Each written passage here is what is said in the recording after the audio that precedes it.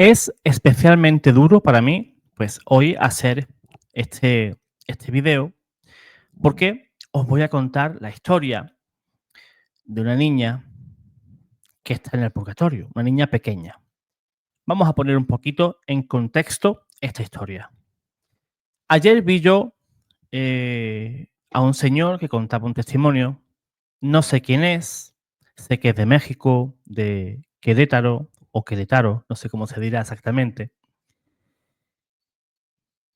y me puse pues en marcha para conocer ese testimonio de primera mano. Espero tener a ese protagonista pues aquí en el canal. Me puse en contacto con la persona que dio ese testimonio, le mandé un mail, pero la persona pues no me ha respondido. Entiendo que o no lo ha leído, o no lo leyó, o no le interesa pues dar la información. Pues yo reitero mi deseo de que si el autor de ese canal, pues que ya tiene mi contacto, desea pasarme el contacto de ese señor, un señor mexicano, pues se lo agradezco, ¿no? Para que pueda dar el testimonio, pues de primera mano aquí. Entonces yo me puse a hacer una búsqueda bastante amplia. Tengo muchos amigos en México, en Querétaro también, ¿verdad? Tengo la gracia, ¿no? Esa de tener muchos hermanos, pues, que ven el canal desde México.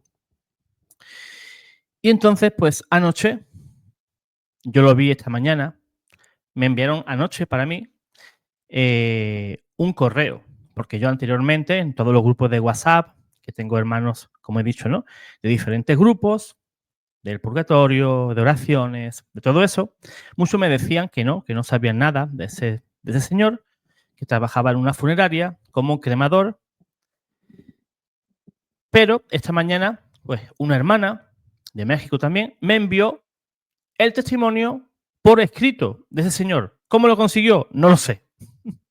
Lo importante es que tengo ese testimonio por escrito y lo vamos a dar aquí. El testimonio, pues, es bastante duro, pero al mismo tiempo alentador. Vamos a darle lectura a a ese escrito que me han enviado y quiero que estén atentos, porque hay detalles muy bonitos, ¿verdad?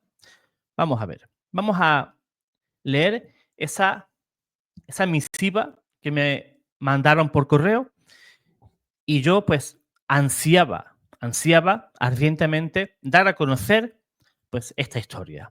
Vamos a conocerla y luego pues hacemos las apreciaciones que hagan falta. Pues el escrito está escrito en primera persona. No sé si lo escribió el protagonista o no lo sé, pero el caso es que está escrito en primera persona. Vamos allá. Todo comenzó cuando escuché voces de niños cerca de los baños del crematorio, porque este señor se dedica pues a cremar, ¿verdad? Trabaja en una funeraria y es el encargado de los hornos crematorios y él es el que recibe pues el féretro y entonces pues él procede a hacer su trabajo. Todo comenzó cuando escuché voces de niños cerca de los baños del crematorio. Al principio pensé que era solo mi imaginación, pero los ruidos persistían. Un compañero que trabajaba conmigo también los escuchó en la misma zona, lo que me confirmó que no estaba solo en esta experiencia. Mi sorpresa fue mayor cuando, revisando las cámaras de videovigilancia desde mi escritorio, vi algo inusual. En una de las pantallas, una niña estaba parada frente a la máquina expendedora de galletas y refrescos. La imagen era clara. Ella observaba las galletas con sus manitas apoyadas en el cristal. Pensé que alguien había olvidado a una niña dentro del crematorio. Así que fui rápidamente al pasillo para comprobarlo. Cuando llegué a la sala de espera, donde se encontraba la máquina no había nadie.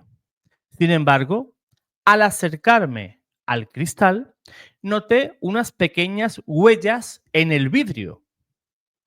Regresé a mi oficina y amplié la imagen en el monitor. La niña seguía ahí, con la misma postura. Decidí hacer un experimento. Limpié completamente el cristal para eliminar cualquier rastro. Al día siguiente, las huellas habían reaparecido en el mismo lugar. Esto se repitió durante varios días, como si la niña siguiera visitando la máquina de galletas. Al revisar más detalles en las cámaras, noté que la figura de la niña tenía la silueta de una pequeña como de aproximadamente 9 años. Coincidentemente, días antes se había cremado a una niña de esa misma edad. Lo que se escuchaba en los baños, se escuchaban voces, no eran palabras claras, sino murmullos y risas infantiles. Un suceso inquietante ocurrió durante el servicio de cremación de aquella niña. Cuando el último auto del cortejo fúnebre se retiró, la reja de la entrada del crematorio se abrió sola de golpe y se cerró con mucha fuerza. No había viento y los barrotes de la reja no permitían que una corriente de aire hiciera ese movimiento. En ese momento pensé que la niña quería seguir a su familia, pero por alguna razón se quedó en el crematorio. Otro evento extraño sucedió cuando se cremó a otro niño. En la sala de espera, alguien había dejado una canica en el suelo. Para evitar accidentes, la coloqué sobre la base de un extintor donde quedaba completamente estable. Esa noche, mientras dormía en la oficina, el sonido de la canica rebotando por el pasillo me despertó. Al día siguiente, la encontré tirada en el suelo, como si alguien la hubiera hecho rodar. Finalmente, una noche llegó una funeraria a dejar un servicio. Desde mi oficina, a través del cristal que separa el pasillo de la cochera, noté que las luces de la carroza fúnebre se encendían solas. Cuando le pregunté al conductor si venía acompañado, me respondió que venía solo. Salió a revisar y apagó las luces, pero poco después regresó inquieto.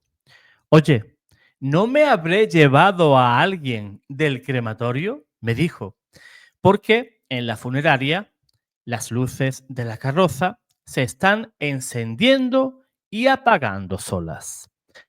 Desde aquel día dejé de ver a la niña. Parece que finalmente encontró su camino y se marchó con aquella carroza. Sin embargo, todavía ocurren cosas extrañas en el crematorio. Puertas que se abren y cierran solas justo frente a mí. Sombras fugaces en los pasillos y de vez en cuando el eco de risas infantiles en la oscuridad de la noche. Pues esta niña, de nombre no sé, ¿verdad? Pero esta misteriosa niña, pues puede ser, no lo sé, le podría dar una lección a este señor, que por lo que sé no es muy creyente. ¿Que se pueden aparecer las almas? Sí, sí. ¿Por qué? Porque Dios lo quiere así. Dios de esa manera trata de despertar en nosotros el deseo natural que tiene el hombre de Dios. A veces vivimos ajenos a la muerte, como si fuéramos eternos, y no somos eternos. Ese es el viejo sueño del ser humano, el no envejecer, el no estropearse con el paso del tiempo, ¿verdad? Beber siempre de la fuente de la eterna juventud. Eso no existe. Los años pasan, ¿verdad? Nos salen canas, nos arrugamos, pero también envejecer es un arte. Tenemos que aprender a envejecer y a envejecer bien. Pues bien, ¿qué lecciones nos podría dar Dios mediante la experiencia de este Señor? Pues que la vida eterna existe. Tú y yo recitamos el credo, lo rezamos, ¿verdad? ¿Y qué decimos? Creo en la vida eterna. Pero a veces, de tanto decirlo, pues parece que se nos olvida. Y la vida eterna está ahí. Y yo no sé cuándo voy a morir. Yo no lo sé. Por eso debemos de estar siempre preparados, siempre. Primera lección, la vida eterna existe. Y también nos tenemos que dar cuenta de que el ser humano posee un alma inmortal. Yo sé que hay sectas como los testigos de Jehová, adventistas, etcétera, e incluso pentecostales, por ejemplo, en la denominación que yo estaba, pues negaba la eternidad del alma. Qué cosa, ¿verdad? Qué cosa. Pues Dios nos enseña eso, que existe una vida eterna y que tenemos un alma inmortal. Otra lección, pues que existe un purgatorio, un estado intermedio. Esa niña no estaba en el cielo, no estaba en el infierno, estaba en un lugar intermedio. ¿Por qué pecados? Dios sabrá, porque hay niños que tienen conciencia y cometen pecados. ¿Quién me dice a mí que un niño no miente? Que un niño no le quita un juguete a otro. O que el niño no le da un bofetón a otro, incluso a su padre o a su madre. ¿Qué niño no dice una mala palabra? Hay pequeños gestos de los niños que aunque son pecaditos, ¿verdad? No es que qué gracioso el niño, ¿verdad? Fíjate lo que ha dicho. De gracioso nada. Como dice la escritura, el niño como el arbolcito desde pequeñito. Así dice el libro de Proverbios. Y hay pecados. Sí, pero es que un niño es inocente. Te vuelvo a decir, pequeños pecados, pequeñas manchas en el alma. Nada manchado entra al cielo. Otra lección que nos da Dios con esto es que Dios permite estas apariciones para que tú y yo reaccionemos. ¿Reaccionando cómo? Pues fíjate, pues que seamos personas orantes, que recemos tanto por nuestra salvación particular como también la salvación de los otros. La teología cristiana, desde sus albores, incluso ya desde el judaísmo, nos enseña que podemos rezar pidiéndole a Dios misericordia por ese alma. ¿Qué conseguimos con esa oración? Hacer que esas almas tengan un purgatorio más llevadero, que ese purgatorio se acorte. ¿Cómo? Lo he dicho mil veces, ¿no? En este canal y no me molesta hacerlo una vez más. Primero de lo primero, la Santa Misa es el medio más poderoso para librar a las almas. la misa. Después, ¿qué podría venir? El Santo Rosario. Y la Santa Misa, perdón, es que vuelva de nuevo a ese punto, confesados y tomar esa comunión, comulgar por ese alma. No solamente el participar y que el sacerdote dé esa misa por esa persona, sino también en cualquier misa, da igual que no sea de difunto, tú te confiesas, haces un examen de conciencia antes, claro, te confiesas y comulgas. Y le pides al Señor que esa comunión la haces, la tomas por tal alma. El medio siguiente, el Santo Rosario, el rezo a María Santísima, los requiems, ¿verdad? Todo eso en cuestión de oración. La coronilla de la Divina Misericordia también. Otro sufragio, las indulgencias. Ganar las indulgencias, esos tesoros de la Iglesia, cumpliendo pues lo que nos manda, ¿verdad? La Iglesia, pues, para ese menester, que es pues confesarte, participar en Santa Misa, comulgar y rezar por las intenciones del Santo Padre. Hasta ahí. Y ya has lucrado esa indulgencia para tu ser querido o para la persona que tú desees. Otro punto muy importante para que nos demos cuenta es que si un niño que ha tenido menos tiempo para pecar, que sus pecados son más livianitos, podemos decir, son pecados que tienen menos peso y van a pasar menos tiempo en el purgatorio que tú y que yo, que hemos tenido plena conciencia de lo que hacemos. Y aún siendo creyentes, vamos y cometemos pecados miles. Y vemos en esta experiencia y en muchas otras que los niños también van al purgatorio. Y yo me pregunto, si un niño que apenas ha tenido tiempo para pecar, un alma más pura que la mía, y pasa por el purgatorio,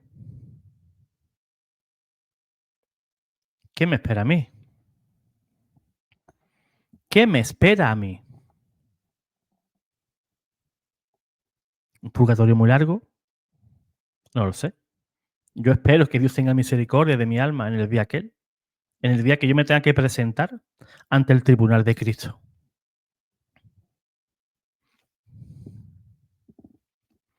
Dios tenga misericordia por todos nosotros. Pues bien, yo quisiera, antes de marcharme, hacer dos pequeñas oraciones por esos niños que se encuentran en el purgatorio.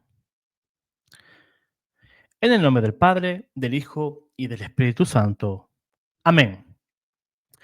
Señor Jesús, a ti, que amaste a los niños con especial predilección y los pusiste como ejemplo para los discípulos. Te rogamos por todos los pequeños que han fallecido.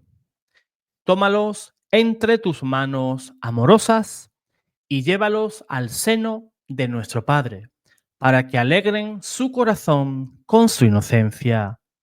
Amén. Dicen que cuando un niño deja de vivir, Dios lo recoge para que siga viviendo eternamente. Porque un niño es promesa e ilusión, es futuro y es siembra, es mañana y es sonrisa. También es juego y travesura. Y por ello mismo, porque es esperanza, un niño nunca deja de existir, sino que vive. Vive porque Dios, como creador, no permite una obra inacabada. No quiere que algo suyo se quede injustamente en el olvido. Desea que este mundo nuestro sea adornado por la belleza y la candidez, la alegría y la espontaneidad de un niño. Amén. Pues llenos de esperanza, ¿verdad? Porque Dios ama a los niños muchísimo, pues con esos ruegos que lanzamos al cielo, pues para que Jesús tenga misericordia de todos esos niños, pero que también tenga misericordia por todos nosotros. Dios te guarde, Dios te bendiga.